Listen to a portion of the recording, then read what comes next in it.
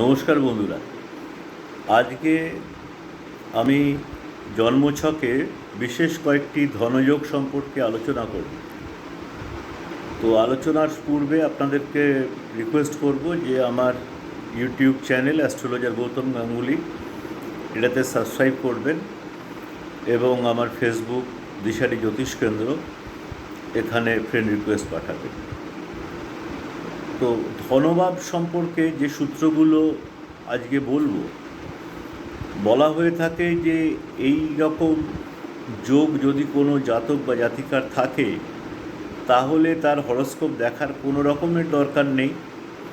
সে নিজের পরিশ্রমের দ্বারা জীবনে যা কিছু পাবার সেগুলো লাভ করতে পারবে।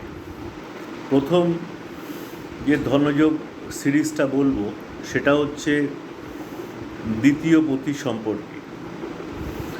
দ্বিতীয় পতি যদি পঞ্চমে বা একাদশে থাকে, অথবা দ্বিতীয় পতি যদি পঞ্চম পতি বা একাদশ পতির সঙ্গে থাকে, তাহলে এটা প্রবল ধনযোগ।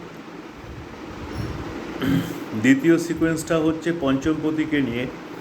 পঞ্চম পতি যদি দ্বিতীয় বা একাদশে থাকে, অথবা দ্বিতীয় পতির সঙ্গে অথবা একাদশ পতির সঙ্গে একসঙ্গে কোনো জুতিতে থাকে, তাহলে এটা প্রবল ধনযোগ।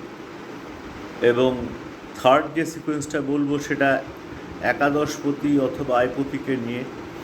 যে আয়পতি যদি দ্বিতীয় স্থানে অথবা পঞ্চম স্থানে থাকে, অথবা দ্বিতীয় পতি অথবা পঞ্চম পতির সঙ্গে জুতিতে থাকে, মানে একসঙ্গে থাকে, তাহলে এটা প্রবল ধনযোগ।